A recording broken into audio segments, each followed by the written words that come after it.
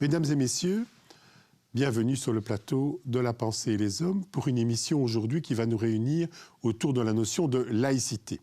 Alors pour parler de la laïcité, comme on dit dans les cours cyclistes, deux régionaux de l'étape quasiment, pas n'importe qui, des laïcs convaincus, engagés. Tout d'abord au premier chef Véronique de Keyser, présidente du Centre d'action laïque, une formation d'enseignante, une psychologue, mais aussi quelqu'un très orienté vers l'étude des sciences, donc une personne qui, d'un certain point de vue, est capable de nous éclairer sur le concept de laïcité de façon très polyvalente. Jean-Philippe Schreiber, professeur à l'ULB, chercheur au FNRS, auteur de nombreuses publications, notamment sur la laïcité et aussi sur la question de la laïcité, de la sécularisation de la société dans de nombreux pays et dans de nombreuses régions, pas uniquement dans le contexte belge. Alors aujourd'hui, la laïcité, elle a un statut chez nous en Belgique, mais je voudrais vous poser la question, avant de parler de cette dimension plus inclusive par rapport à notre société, vous-même, comment est-ce que vous définiriez l'un et l'autre la laïcité? Vous, Véronique? Mais au départ, c'est un principe et un ensemble de valeurs. Ça, c'est le point le plus important. Et la force de ces valeurs qui tournent autour de la notion... Je vais prendre la première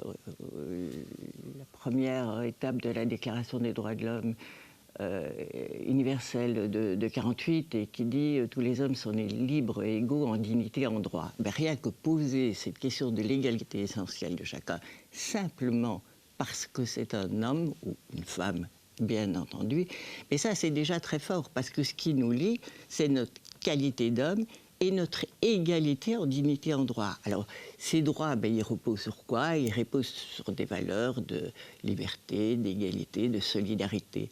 Alors, ce corpus-là, c'est comme ça qu'en gros, on définit la laïcité. C'est en gros, c'est-à-dire, c'est à la fois un projet individuel, parce que vouloir faire régner la liberté, l'égalité et la solidarité dans une société qui elle-même crée continuellement des injustices, c'est tout un projet. Et c'est un projet sur lequel des hommes se rassemblent, mais qui ne sont pas liés par un autre lien affectif. C'est pas parce que je l'aime bien, c'est pas parce que c'est mon frère, c'est pas parce que je partage la même religion, etc. Le dernier point que je voudrais dire, parce qu'il est aussi fondamental, étant donné que nous nous reposons sur une série de droits dans la laïcité, et que ces droits-là prévoient notamment dans des conventions, la liberté de croire ou de ne pas croire, etc., peuvent faire partie de la laïcité des gens qui croient, tout à fait, mais qui ont cet objectif d'arriver à ce que tout le monde soit égaux, qui ne se replient pas dans des communautés. Donc nous avons parmi nous des athées, nous avons des musulmans, nous avons des juifs laïcs, nous avons de tout, nous avons une grande diversité, c'est ce qui fait la force, je crois, de la laïcité. Mais on nous colle encore toujours le fruit des longs combats pour arriver à cette société, certes plus juste et plus solidaire, qu'a été l'histoire de la Belgique. Alors donc on passe pour les anticléricaux du coin, on passe pour des bouffeurs de curés et tout. L'histoire de la laïcité, mon histoire personnelle, prouve qu'il n'en est rien. Jean-Philippe? Je me rallie bien évidemment pleinement à ce que vient de dire Véronique de Keyser. J'y ajouterais peut-être une chose, c'est que la laïcité, qui finalement n'a pas de définition normative, on en fait un peu ce que l'on veut, est un des termes du corpus politique et social les plus dévoyés, les plus instrumentalisés, les plus éloignés quelquefois dans l'interprétation que l'on en fait de son sens premier. Alors je me rallie à ce que dit Véronique, j'ajouterais, parce que c'est mon tropisme professionnel, dans la mesure où j'enseigne quelque peu ce qui se réfère à la laïcité à l'université, qu'en effet c'est un moyen d'organiser la démocratie qui procède directement de l'héritage des Lumières et de la Révolution française, et que cela vise à assurer davantage de solidarité, d'égalité, de fraternité, de liberté dans nos démocraties, mais qu'en outre, d'un point de vue strictement juridique, il n'y a sans doute pas de laïcité s'il n'y a pas, ou si l'on ne tend pas à organiser les relations entre l'État et les convictions des citoyens en se fondant sur la séparation très claire, sur l'impartialité de l'État en la matière et peut-être aussi sur la primauté du civil sur le religieux ou sur les convictions des citoyens, qui me semblent des critères essentiels pour que, d'un point de vue juridique, la laïcité puisse s'organiser et que cette manière de penser la place de l'homme dans la société puisse se produire. Parce qu'au risque de paraître un peu pédant, mais bon, on a en grec des mots comme ethnos, démos, laos. Laos, c'est l'origine lointaine du mot laïque, hein, c'est la racine. Ça dit bien ce que ça veut dire, le Laos. C'est un pan des citoyens ou des autres qui sont dans la rue. Hommes, femmes, enfants, pour les Grecs esclaves, métèques, comme on le disait horriblement à Athènes, ou bien citoyens confondus. Ce n'est pas des gens qui sont unis par autre chose que finalement le lien d'humanité. Oui, mais justement, cette organisation de la société auquel les droits et les valeurs tendent, parce qu'il s'agit de la restaurer dans une société qui, fatalement, n'est pas foncièrement égalitaire, crée des vulnérabilités, etc. Tous ces droits ne peuvent être défendus et ces valeurs que s'il y a un garant. Et Jean-Philippe a tout à fait raison. Le garant, c'est l'État auquel on donne la mission justement de le faire. Et il a rappelé très, très justement les conditions, la séparation de l'Église et de l'État, l'impartialité de l'État vis-à-vis des croyances et des religions, etc., qui font que tous ces vœux généreux et ces militants de gens qui ont le pouvoir de transformer la société, mais une fois ces droits acquis, ils n'ont pas le pouvoir de les garantir s'il n'y a pas un système juridique, s'il n'y a pas un système constitutionnel, etc., qui le permet. Et c'est une articulation c'est complémentaire tout à fait. Mais je crois qu'insister aussi sur le principe qui nous guide et sur les valeurs qui nous guident, c'est aussi très important parce que ça ouvre la porte à la description du mouvement laïque, et bien entendu que je préside. Je finirai par ceci parce que ça m'est arrivé. Écoutez, je me permets de vous confier mes réflexions de ce matin. Donc c'est tout neuf, ça vient de sortir. Vous avez raison, Jean-Philippe, de rappeler que c'est l'époque des Lumières qui a sorti ce truc énorme. Cette conviction qu'on était tous libres et égaux. Il y a dans d'autres religions aujourd'hui, et dans d'autres formes d'essayer d'être heureux sur Terre, il y a des spiritualités qui nous viennent de l'Orient, etc. Je ne voudrais pas ouvrir un tiroir que vous ne souhaitez pas ouvrir, mais je réfléchissais et je me disais...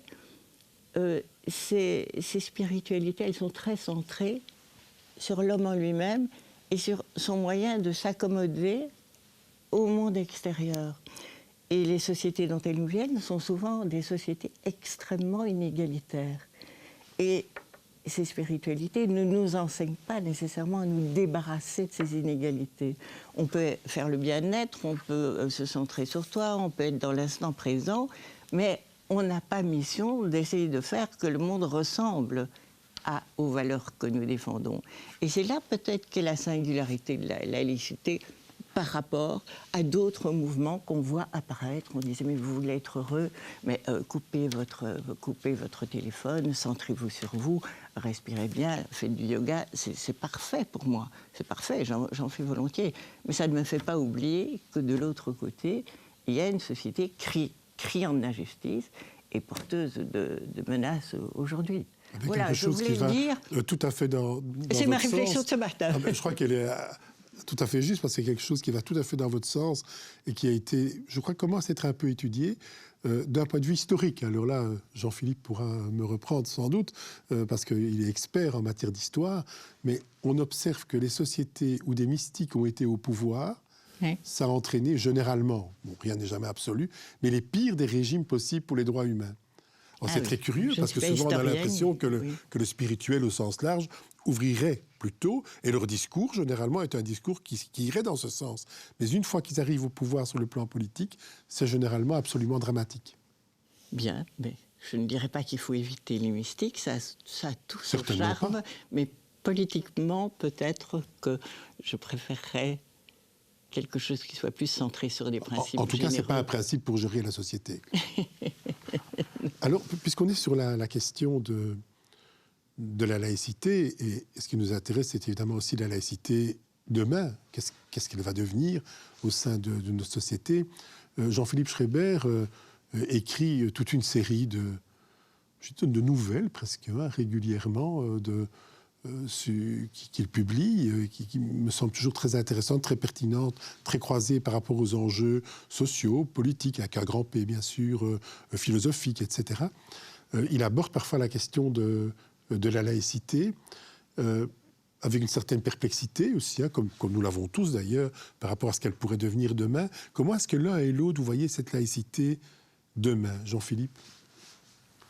C'est très difficile à dire. Ce que je vise quelquefois, en effet, dans mes petites chroniques sans prétention que je publie sur les réseaux sociaux, c'est qu'il me semble y avoir un décalage très fort entre l'ambition de ce qu'on appelle en Belgique la laïcité organisée, le mouvement laïque, le mouvement humaniste, et l'effet qu'il a sur les citoyens, alors même que beaucoup de citoyens partagent ses combats, sa mémoire, son attention aux plus précarisés, son attention aux droits des femmes, à libérer le corps des femmes de l'emprise des entreprises dogmatiques qui veulent l'assujettir, etc., etc. Donc le constat me paraît en effet, je provoque un peu notre amie Véronique, mais c'est une façon peut-être d'engager la discussion, c'est qu'il me semble que la laïcité, finalement, la laïcité organisée, n'arrive pas à susciter la communauté d'esprit qu'elle pourrait susciter dans ce pays, parce que ce qu'elle préconise, ce qu'elle défend, ce qu'elle ambitionne, finalement rejoint beaucoup ce que nos citoyens aujourd'hui, qui sont en mal de religion et de spiritualité, ils se détournent des religions instituées, ils adhèrent, la sécularisation est patente, elle est de plus en plus manifeste, en particulier chez les plus jeunes. Or, le mouvement laïque qui répond à ces besoins nouveaux n'arrive pas à fédérer beaucoup de citoyens. Et je pense qu'il y a là un décalage tout à fait intéressant, et peut-être une ambition nouvelle, une manière peut-être de tenter, pour le mouvement laïque, d'être davantage en phase avec les attentes de la société. Je crois que la récente venue du pape et les controverses que cela a suscité a bien démontré que vous défendiez des positions qui sont partagées par nombre de Belges. Or, ils ne vous rejoignent pas. Bon. Bon, c'est pas tout à fait le sentiment que j'ai. J'ai un avis très opposé sur le fait que certains ne nous rejoignent pas. Mais je vais le développer. Je pense qu'on a affaire à une société qui, en très très très peu de temps, et je dirais ce 21e siècle, a évidemment profondément changé. Et qu'il est extrêmement facile aujourd'hui de manipuler l'insécurité, les peurs, le catastrophisme, etc. Et vous ouvrez un journal télévisé, etc. Mais le fait que l'information ait explosé aujourd'hui, qu'en instantané, partout dans le monde, on vous donne tous les faits divers qui se sont produits, tout ça est particulièrement anxiogène. Et c'est anxiogène, et le Covid a montré à quel point d'ailleurs la santé mentale des Belges s'est détériorée durant le Covid, faute de liens sociaux, faute de pouvoir de contact, etc. Et que nous ne parvenons pas aujourd'hui, je regardais les chiffres de Scienzano, nous ne parvenons pas aujourd'hui à revenir au niveau de santé mentale d'avant le Covid, parce qu'après le Covid, il y a eu autre chose, il y a eu les guerres, il y a les guerres au Moyen-Orient, il y a tout ce climat-là. Et alors, le paradoxe que je vois, moi, Jean-Philippe, ce n'est pas qu'on ne nous rejoigne pas parce que nous n'avons pas de spiritualité très, très affirmée, Pas du tout, je ne crois pas que c'est ça. Je crois que on ne nous rejoint pas parce que les gens ne parviennent pas, les gens, et je dis les gens, mais les âgés, les jeunes, etc., on ne parvient pas à décoder la complexité de la situation qui nous entoure, et surtout pas à voir en quoi nous avons encore et nous aurons demain les leviers de la changer. C'est cette impuissance aujourd'hui à agir face à une situation qui nous dépasse.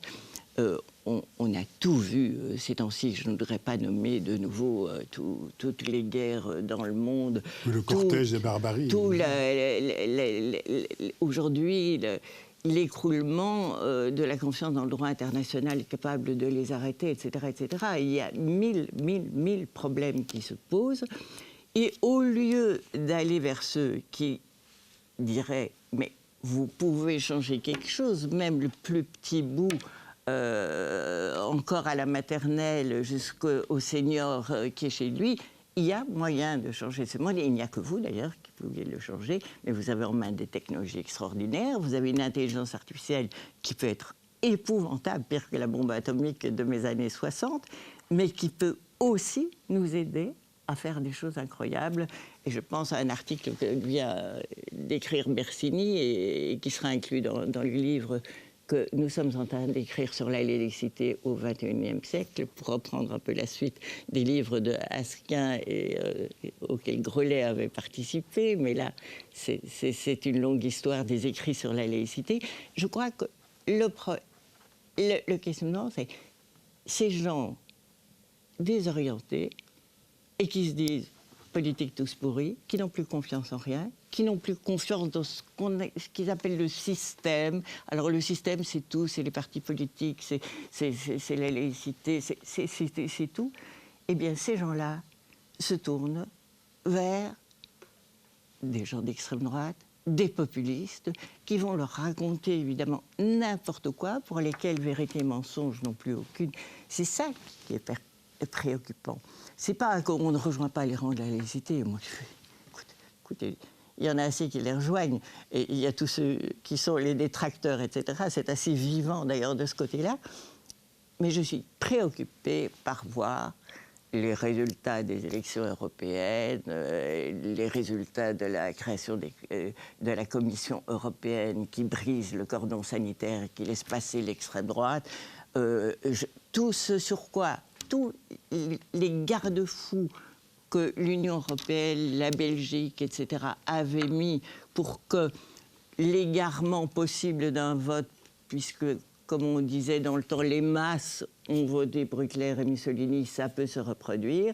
Ça s'est reproduit aux États-Unis, ça se reproduit chez nous. On voit tout qui se fracture. Et on va vers ceux qui vont la fracturer encore. Ce n'est pas seulement des mystiques, Baudouin de Charneux, vers lesquels on va. On va vers ceux qui sont les moins à même, qui sont les agitateurs de troubles, de mensonges, qui font des contre-vérités. Les démagogues. Les démagogues. Alors ça, c'est un vrai problème. Il ne concerne pas que la laïcité, il concerne tout ce qui est l'information, il nous concerne tous à l'université. Moi, je suis à l'université de Liège depuis plus de 40 ans maintenant. Nous sommes tous face à des étudiants qui ne savent plus où est mensonge et vérité, pour lesquels il faut revenir à l'idée ce que peut apporter la raison, ce que peut apporter la science quand on la contrôle bien, qu'elle a des réponses, que nous avons des réponses et que nous ne sommes pas démunis face à des cataclysmes qui nous tombent sur la tête. Voilà ce que je voulais dire. Donc je vais beaucoup plus loin. Il y a un vrai problème.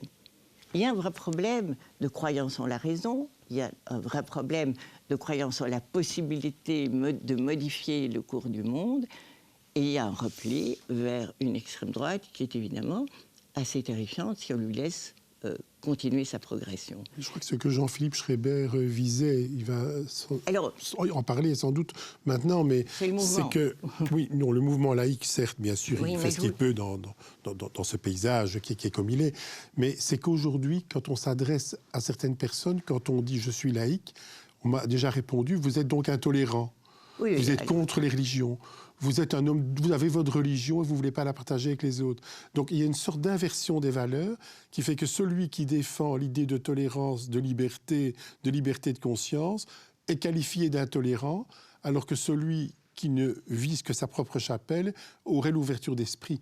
Et ça, c'est quand même préoccupant, et on l'entend quand même quand on est enseignant dans une université, Oui. dans la bouche de certains jeunes. Je sais pas, Jean-Philippe, quel est votre point de vue là-dessus? Je vais vous laisser, Jean-Philippe, et puis je réponds. Je me recentrerai sur le mouvement laïque tout de suite, parce que c'est là. Je pense qu'il faut, malgré tout, reconnaître au mouvement laïque le fait de ne pas céder au populisme et à la démagogie ambiante, de ne pas user des angoisses sociales et de la détresse de nombre de citoyens à des fins opportunistes.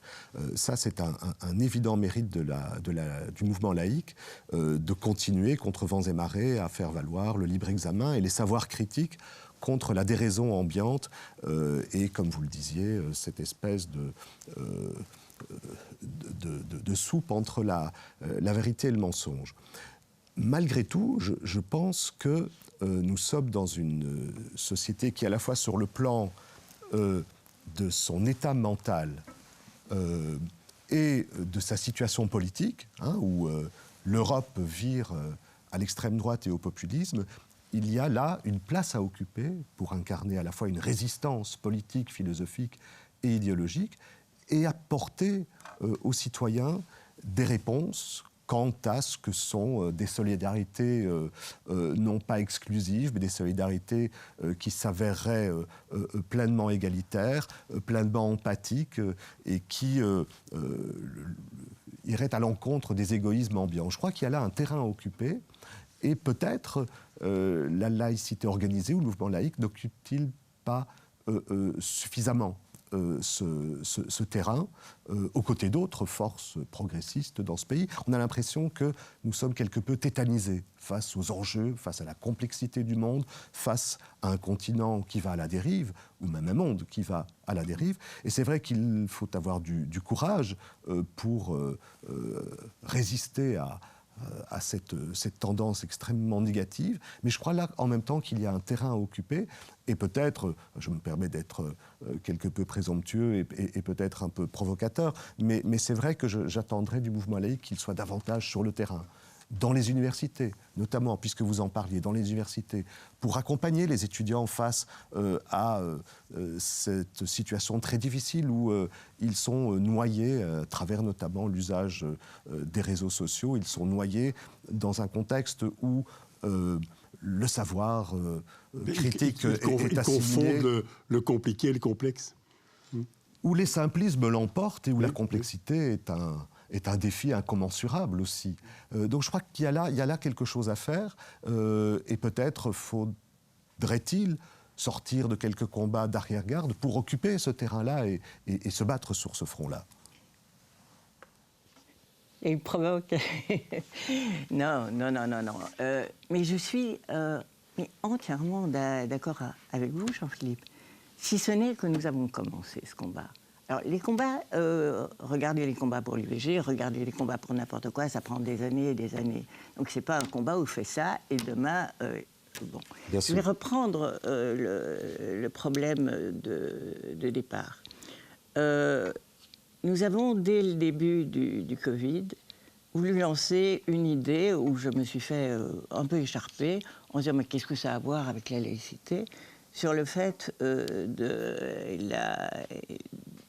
la santé comme une santé globale, comme une santé où environnement, monde animal et humain étaient interdépendants et qu'il n'y avait qu'une seule santé. On pourrait même dire qu'il n'y a qu'une seule santé, y compris une santé physique et une santé mentale, parce que dans le monde, tout devient interdépendant. Donc nous avons voulu commencer à creuser l'idée de complexité.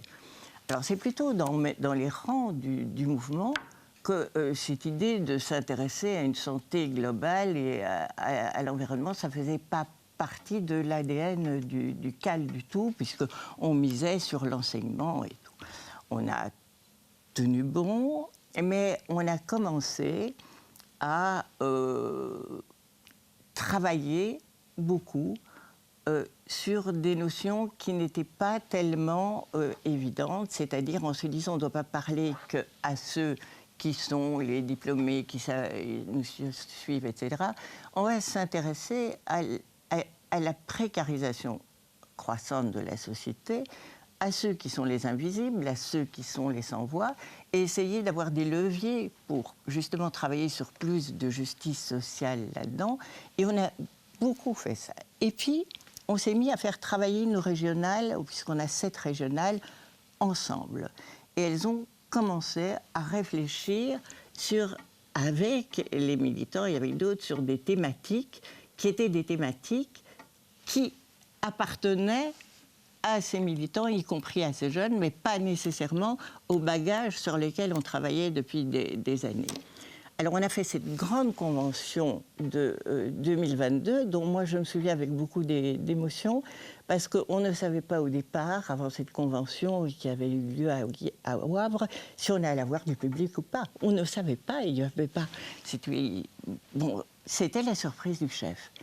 Mais cette convention avait été précédée d'une année de réflexion avec les militants dans les maisons de la laïcité, dans les associations, etc., en leur proposant une série de thèmes et en leur demandant sur quoi est-ce que vous trouvez que la laïcité doit travailler avec vous, en plus, bien sûr, des combats traditionnels. Et ça se met en place maintenant. Et alors, c'est sorti, et ce qui était sorti, c'était l'environnement, justement, la précarité et l'extrême droite. Et on a travaillé intensément là-dedans. Mais ce qui est important, c'est que dans cette convention de Wavre, ont débarqué des gens d'une diversité incroyable, énormément de jeunes, et qu'après, quand ils sont venus me trouver, ils m'ont dit « Mais madame, c'est la première fois qu'on est fiers d'être laïque. » Je dis « Bon, bonne nouvelle pour moi. » C'est une goutte d'eau dans la mer. Mais je veux dire, on a répété, on a conclu. Et maintenant, je suis sortie la semaine dernière du Festival des égalités à Namur, qui était incroyable, où par le biais artistique, etc., il y a eu, j'étais marraine de ce festival, il y a eu vraiment faire passer par l'expression, par la beauté, par le théâtre, par la musique, etc., ce qu'on s'obstinait à dire en mots, c'est aussi une des pistes qu'on a évoquées. On a le Festival des libertés de Bruxelles qui, chaque année, ose les thèmes les plus contradictoires et les plus proches des gens. Et nous avons des jeunes absolument tout le temps. Mais nous avons des jeunes qui ne sont pas seulement... Doucement, nous allons vers la fin de l'émission. Oui, en parlant des jeunes, on est vraiment dans le sillage. Au Festival de Bruxelles, il y a des écoles catholiques qui sont venues, et quand nous avons sorti le feuilleton vraiment sur la dystopie à propos de l'extrême droite, demain c'est chez nous, des écoles catholiques de Liège me l'ont demandé. Alors là, je dis, on est en train d'enfoncer un coin. On est en train d'enfoncer un coin. C'est petit pour le moment, et on écrit un bouquin sur une réflexion justement sur... Ce sera certainement l'objet la laïcité au XXIe siècle. Voilà. C'est le mot de la fin. La laïcité au XXIe siècle, avec une ouverture très grande. Donc c'est à suivre, mes amis, c'est à suivre. Et je vous donne rendez-vous ici sur ce même plateau, peut-être pour examiner ensemble les chroniques de Jean-Philippe qui, moi, personnellement, me passionnent beaucoup et sont un très beau regard sur la laïcité. Merci de votre attention. Merci à Jean-Philippe, merci à Véronique. Excusez-nous de la spontanéité de ce débat, parce qu'il y a tellement de choses à dire qu'il faut faire le tri, et je vous assure que ça change. C'est ça l'enthousiasme, c'est magnifique. À bientôt.